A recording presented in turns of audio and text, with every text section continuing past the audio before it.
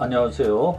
지난 영상에서 보셨듯이 프로이트적 구도에서는 자아와 무의식이 손을 잡을 때 삶의 진정성이 구현될 수 있습니다. 오늘은 이와 비슷하면서도 좀 다른 길을 보여주는 제임스 앨런의 생각의 지혜를 가지고 말씀을 드려보겠습니다. 앨런은 전 세계적으로 수천만의 독자를 확보한 베스트셀러 작가이며 인생 철학의 아버지로 불리기도 합니다. 그는 결혼도 하고 대기업 CEO의 비서로 일하기도 했지만 자본주의 사회 속의 삶의 회의를 느끼고는 직장을 그만두고 영국 남서부의 바닷가에 있는 한적한 작은 마을 일프레콤으로 이사를 했습니다. 그곳에서 그는 명상적, 영적인 삶을 살면서 간결하면서도 폐부를 찌르는 메시지들을 담은 책들을 써내며 세계인들에게 감명을 주었습니다. 도서출판 물풀의 생각의 지혜는 앨런의 저서 10권을 합본해서 번역한 책으로 앨런의 사상을 가장 풍부하게 접할 수 있는 책입니다. 셀프 리더십의 관점에서 볼 때 앨런의 구도에서는 자아와 영성의 관계가 핵심입니다. 이렇게 말하면 어떤 분은 자아는 대략 무엇인지 알겠는데 영성은 또 무엇이냐 이렇게 이제 물으실 것 같습니다. 그래서 영성이 무엇인지에 대해서 말씀을 드려보겠습니다. 영성, 스피리추얼리티란 본래 기독교에서 주로 사용되던 용어로서 기독교인이 신앙생활을 통해서 도달하게 되는 초월적 신적인 존재에 대한 인식이나 체험을 표현하는 말이었습니다. 나아가 이런 인식과 체험을 통해서 깨어난 보다 높은 수준의 정신적인 영역을 일컫는 말이기도 합니다. 인간은 신성을 닮은 또는 신성을 분유한, 나눠 가졌다는 얘기죠. 분유한, 즉 영혼을 지닌 존재, 영성적 존재라는 것이죠. 이러한 인간관이 기독교가 로마의 국교로 공인된 이래로 근대사회 초반에 이르기까지 서구 사회를 지배해왔다고 할 수 있습니다. 그런데 18세기가 돼서 계몽주의가 등장을 했죠. 계몽주의는 영성을 왕좌에서 끌어내리고 이성을 최고 신급에 올려놓았습니다. 이성적 합리성에 의해서 영성은 그 실제성이 검증되지 않은 신비주의적인 개념으로 더 나아가 미신적인 개념으로 격화가 되어버렸습니다. 그 뒤 19세기 말에 프로이트가 등장을 해서 이성의 왕자를 다시 흔들어 놨죠. 앞선 영상에서 보다시피 프로이트에 있어서 이성은 의식의 기능으로서 무의식이라는 거인의 어깨에 올라앉아 있는 안내자 정도의 지위로 격화가 되어버렸습니다. 의식의 기능인 이성은 맹목적으로 욕구 충동의 충족을 추구하는 거대한 무의식의 힘을 마음대로 컨트롤할 힘을 갖고 있지를 못한다. 다만 무의식이 욕구 충동을 현실 사회에 적합한 방향으로 충족을 하도록 달래고 안내를 하는 그런 역할밖에는 하지를 못한다. 이런 얘기인 거죠. 그런데 앨런은 프로이트가 무의식에 소속을 시켰던 욕구 충동을 다시 자아, 즉 에고죠. 에고에 소속을 시킵니다. 그런데 이 자아가 자리를 비켜놔야 영성이 드러나게 된다. 그리고 이런 영성이야말로 참다운 자기의 트루 셀프다라고 말을 합니다. 이런 면에서 볼 때 앨런은 기독교 전통으로 되돌아갔다고 할 수가 있죠. 그러면서도 앨런은 영성이 종교의 틀에 국한되지 않는 보편적 원리라는 것을 말하고 있으며 이러한 점에서 20세기 중반 이후에 포스트 모더니즘 운동에서 새롭게 등장하는 탈종교적 영성 개념과 맥을 같이 한다는 점에서 흥미를 끕니다. 그런데 시청자들께서는 그건 그렇다고 치고 영성이 구체적으로 뭐냐, 영성이 실제로 있다는 것을 어떻게 확인할 수 있느냐라고 물으실 것 같습니다. 우리에게 영성이 있다는 가장 확실한 증거 중에 하나는 직관, 인투이션이라고 앨런은 말을 합니다.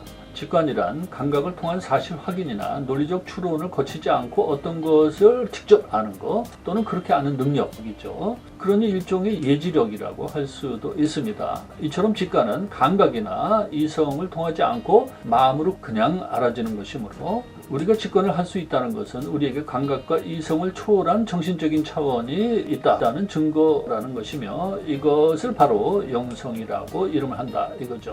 직관에 대해서는 다음 영상에서 좀 더 구체적으로 말씀을 드리게 될 것입니다. 이상의 얘기를 정리해보면 앨런의 셀프 리더십은 자아가 참된 자기인 영성을 인식하며 그와 일치가 되려는 노력을 통해서 구현이 되며 궁극적으로는 자아와 영성의 합의를 통해서 셀프 리더십이 완성이 됩니다. 소개말이 좀 길었습니다. 지금부터는 앨런의 말을 직접 들어보기로 하겠습니다. 앨런은 말합니다. 사람은 문자 그대로 자신의 생각 그 자체이며 자신의 생각들을 모두 합친 것이 곧 성격이다. 이렇게요. 그런데 현대 심리학자들 중에는 성격은 타고난 것이고 그래서 거의 바뀌지 않는다라고 보는 학자들이 많습니다. 그러나 앨런은 우리가 자신의 생각의 주인이 될 수 있으면 성격도 스스로 만들어갈 수 있으며 나아가 환경과 운명도 창조하고 형성시킬 수 있다고 단호하게 말을 합니다. 이것이 생각의 지혜의 핵심적인 메시지라고 할 수 있습니다. 그런데 이런 말들을 바로 납득하기에는 어려우시죠? 한번 생각을 해 보시죠. 우리가 생각의 주인입니까? 우리가 의도적으로 생각을 할 때는 그렇다고 할 수 있겠죠. 그런데 자신의 의도와는 관계없이 일어나는 생각들에 대해서는 어떻습니까? 우리는 종종 원치 않는 생각들이 떠올라서 그만두려고 해도 그만둘 수가 없어서 힘들어할 때가 있지 않습니까? 이런 생각들에 대해서는 우리가 주인이라고 할 수가 없는 거죠.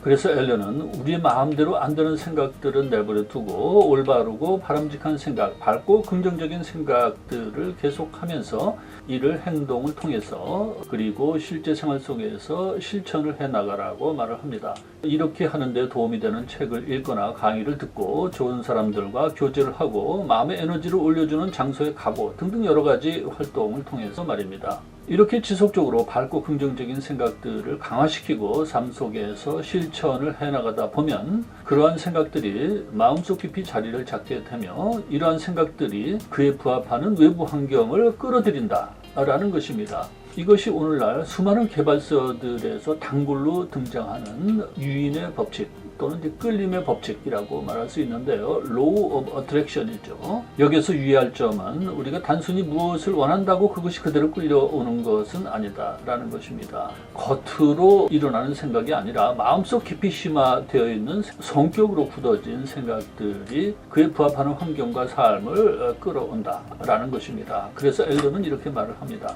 사람은 자신이 원하는 것을 끌어당기는 것이 아니라 자신의 본모습과 같은 성질의 것들을 끌어당긴다. 일시적인 생각이나 환상, 야망 따위는 살아가는 동안 좌절되지만 마음 깊은 곳에 품고 있는 생각과 욕망은 더럽든 깨끗하든 간에 그 자신을 자양분으로 삼아 성장한다. 이렇게 내 안에서 자라난 생각들이 성격을 이루고 이러한 성격은 자신에 부합하는 외부 환경을 이끌어온다. 라는 것입니다. 그래서 앨런은 내가 처해 있는 외부 환경도 나의 생각으로부터 자라는 것이다 라고 단언을 합니다. 그런데 이 말을 듣고 어떤 분들은 에이, 생각을 바꾸어 성격을 좀 바꿀 수 있다고 칩시다. 그러나 그런다고 어떻게 외부 환경까지 바뀌겠습니까? 라고 반문을 하실 분이 있을 것 같습니다. 그래서 앨런도 자기의 말을 직접 실천을 해보기 전까지는 믿기가 어렵다라고 말을 하고 있습니다.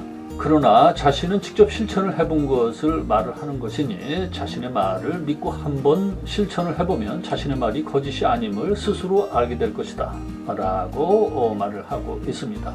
앨런은 사탕발림의 말로 사람들을 유혹하고 속이는 그런 류의 사람이 아닙니다. 그의 언어는 간결하고 질박합니다. 진실의 언어는 화려하지 않죠. 저는 그의 책 생각의 지혜에 참된 영혼의 연금술이 들어있으며 따라서 매우 뛰어난 셀프 리더십 교본이라고 생각을 합니다. 다음 영상에서 앨런의 셀프 리더십에 대해서 좀 더 자세히 알아보도록 하겠습니다. 오늘도 시청해 주셔서 감사합니다.